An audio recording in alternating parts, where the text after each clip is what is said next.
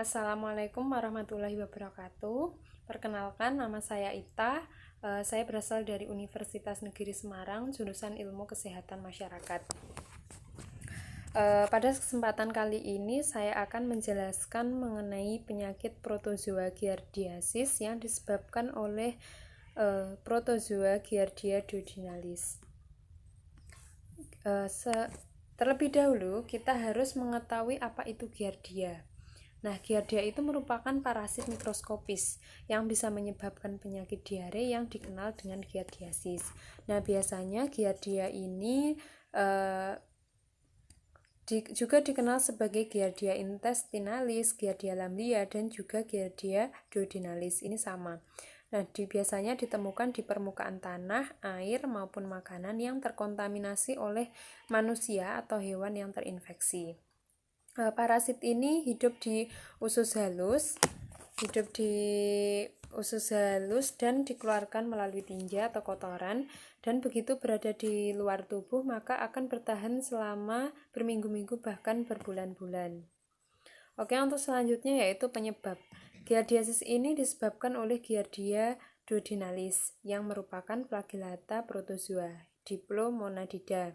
Distribusi geografisnya yaitu terjadi di seluruh dunia dan itu lebih banyak diderita pada anak-anak dan pada iklim yang hangat. Kenapa diderita pada anak-anak? Dikarenakan anak-anak merupakan fase ketika sistem imunnya rendah dan gampang mudah terkena penyakit atau infeksi dikarenakan sanitasi yang buruk juga. Selanjutnya, siklus hidup dari Giardia ini yaitu pertama, ketika kista ini dewasa, maka jika termakan oleh inang, maka terjadi proses yang namanya itu eksistasi di duodenum. Di duodenum itu proses keluarnya parasit motil menjadi dua tropozoid. Nah, ketika eksistasi ini terjadi setelah kista terpapar oleh asam lambung dan asam pankreas ketika melewati lambung dan usus halus, kemudian sitoplasma ini akan membelah dan flagella tumbuh dari bagian aksonema sehingga terbentuklah dua tropozoid. Nah, selanjutnya tropozoid ini akan bergerak cepat di antara fili-fili usus, dan dengan batil isapnya tropozoid ini akan melekat pada epitel usus yang menyebabkan fili usus rusak sehingga mengganggu penyerapan atau absorpsi. Nah, multiplikasi tropozoid ini terjadi dikarenakan melakukan pembelahan biner secara longitudinal. Nah, sehingga akan menghasilkan selaput pembatas atau sawar antara sel epitel usus dengan lumen usus yang mengakibatkan terjadinya malabsorpsi yang parah. Nah, untuk lebih lanjut, Giardia duodenalis ini mampu menghisap asam empedu sehingga mengurangi jumlah empedu yang memperburuk kejadian malabsorpsi. Nah, untuk sedangkan tropozoid yang tidak melekat pada usus akan ikut gerakan peristaltik usus, mukosa usus yang selanjutnya akan menuju ke usus besar, dan kemudian terjadi proses eksitasi dalam perjalanan ke kolon yang diinduksi oleh pajanan terhadap empedu dan peningkatan pH. Nah, setelah eksitasi, kista ini akan keluar dengan feses, akan dikeluarkan oleh manusia melalui tinja atau fesesnya, dan di luar tubuh ini dapat bertahan kira-kira berminggu-minggu sampai berbulan-bulan, tergantung dengan iklim yang ada. Biasanya ini dapat menular melalui makanan maupun minuman yang terkontaminasi oleh infeksi Giardia ini, dan bisa juga menular melalui permukaan yang telah dipegang oleh orang yang terinfeksi, misalnya pada gagang pintu kamar mandi, kemudian ember popok karena kotor, kotor karena terkontaminasi tinja dan juga mainan yang terkontaminasi. Nah, selain itu penularan juga bisa melalui orang yang sedang berenang dan tidak sengaja menelan air yang kemungkinan tempat tinggal Giardia. Nah, terutama ini terjadi di danau, sungai, mata air, dan kolam. Nah, selain itu penularan juga bisa terjadi ketika kontak dengan seseorang yang sakit giardiasis serta bepergian ke tempat yang biasa ditemukan giardiasis. Untuk tanda dan gejalanya berbeda-beda. Tanda dan gejala ini dapat bertahan selama 1 hingga 2 minggu atau lebih lama. Dalam beberapa kasus, orang yang terinfeksi Giardia ini juga tidak memiliki gejala. Terkadang gejala baru muncul ketika 2-4 minggu. Nah, gejala giardiasis ini biasanya mulai 1 hingga 3 minggu setelah terinfeksi. Pada orang yang sehat, gejala giardiasis ini dapat pula berlangsung 2 hingga 6 minggu, kadang-kadang berlangsung dengan lama. Nah, gejalanya ini berupa diare, tandanya berupa diare, kemudian gas, perut atau kembung, perut kram, kemudian sakit perut, mual, dan juga dehidrasi. Nah, giardiasis ini juga mengakibatkan gatal-gatal dan pembengkakan pada mata dan juga persendian. Terkadang giardiasis ini menunjukkan orang itu sembuh, tetapi setelah beberapa hari atau minggu orang tersebut dapat terinfeksi lagi atau sakit lagi. Kemudian giardiasis ini dapat menyebabkan berat dan kegagalan untuk menyerap lemak, laktosa, vitamin B12 dan vitamin A. Nah, pada anak-anak giardiasis yang parah ini dapat menunda pertumbuhan fisik, perkembangan mental, memperlambat perkembangan dan menyebabkan malnutrisi. Untuk diagnosisnya, biasanya didiagnosis dengan mengidentifikasi kista atau trofozoid dalam tinja dengan menggunakan tunggangan langsung serta prosedur konsentrasi. Nah, kista ini biasanya terlihat di preparat basah, sedangkan trofozoid ini terlihat pada preparat yang dalam keadaan kering, dalam keadaan permanen. Untuk sampelnya bisa dilakukan cara berulang jika itu diperlukan.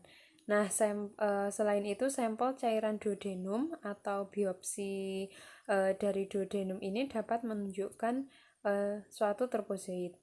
Nah, metode alternatif itu dapat dideteksi dengan tes pendeteksian antigen oleh imunoassay enzim dan juga dideteksi parasit oleh imunofluoresensi. Untuk uji imunofluoresensi langsung atau DFA, tes DFA ini tersedia untuk mendiagnosis infeksi Giardia duodenalis. Nah, antibodi yang ditandai dengan penanda fluorens yang ditambahkan ke feses dan kemudian dilakukan inkubasi. Untuk visualisasinya di bawah mikroskop fluorens yang menunjukkan kista Giardia ini sebagai objek yang berwarna hijau yang bersinar. Tes ini juga termasuk antibodi untuk Cryptosporidium dan kedua penyakit ini biasanya dapat diuji secara bersamaan. Untuk epidemiologinya, giardiasis adalah suatu penyakit global yang bisa menginfeksi hampir 2% orang dewasa dan juga 6% hingga 8% anak-anak di negara maju di seluruh dunia. Hampir 33% orang di negara berkembang ini menderita giardiasis. Di Amerika Serikat, infeksi giardia adalah penyakit infeksi yang paling umum yang terjadi menyerang manusia.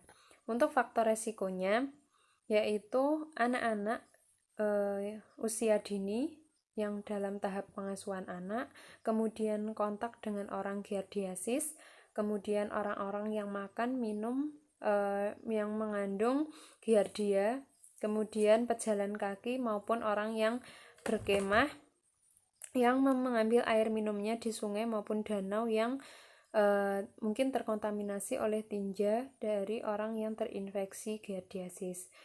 Selanjutnya, wisatawan yang pergi ke negara-negara tempat giardiasis biasa ditemukan dan orang-orang yang terkena kotoran manusia melalui kontak seksual. Nah, berikut merupakan gambar warna pink ini merupakan protozoa Giardia. Sebelah kirinya itu merupakan orang yang mungkin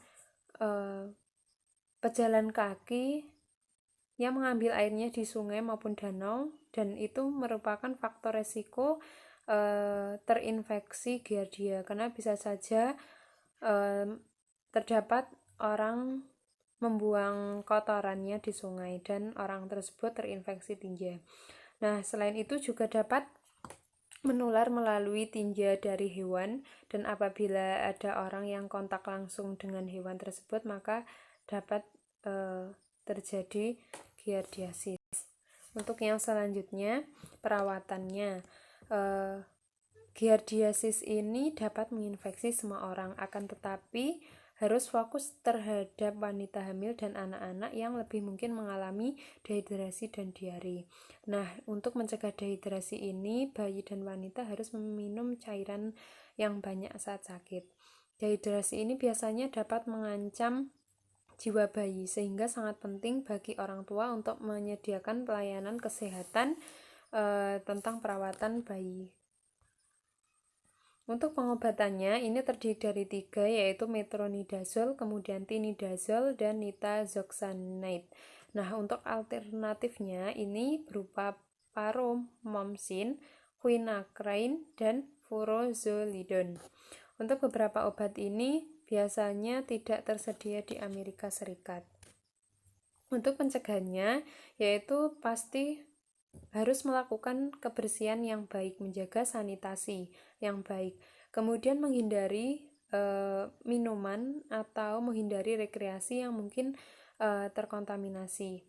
Kemudian maksud dari rekreasi ini yaitu orang-orang yang sedang rekreasi atau melakukan backpackers dengan mengambil air minum yang ada di danau, sungai maupun rawa yang bisa saja terkontaminasi oleh tinja yang terinfeksi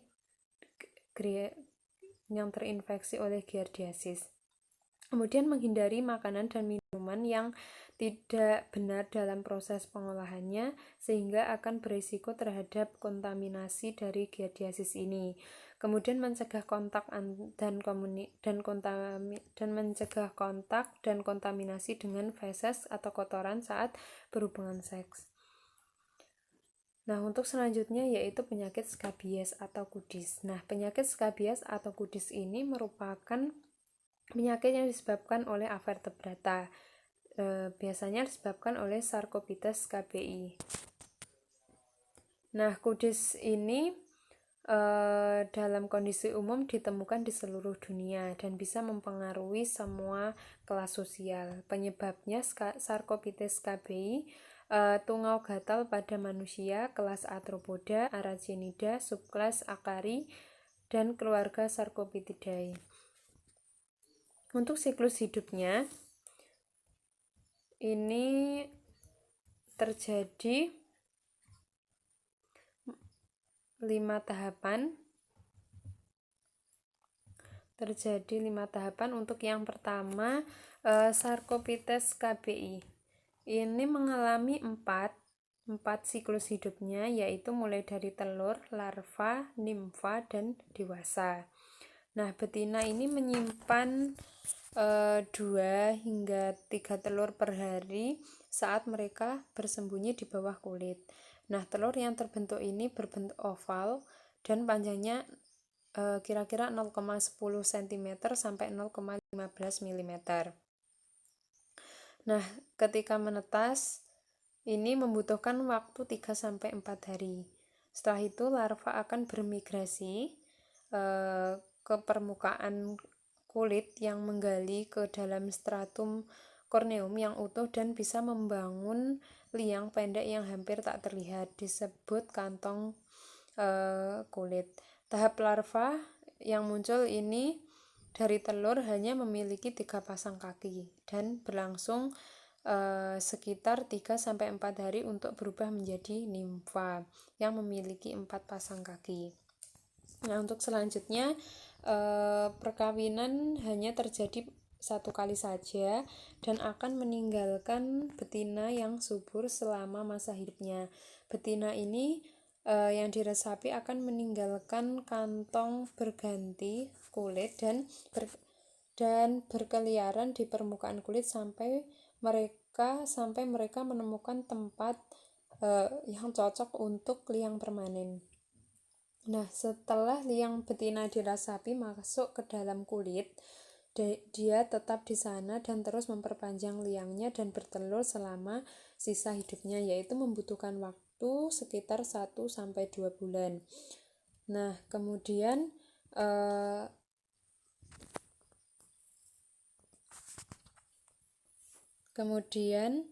untuk gejalanya ini tidak muncul hingga 4-8 minggu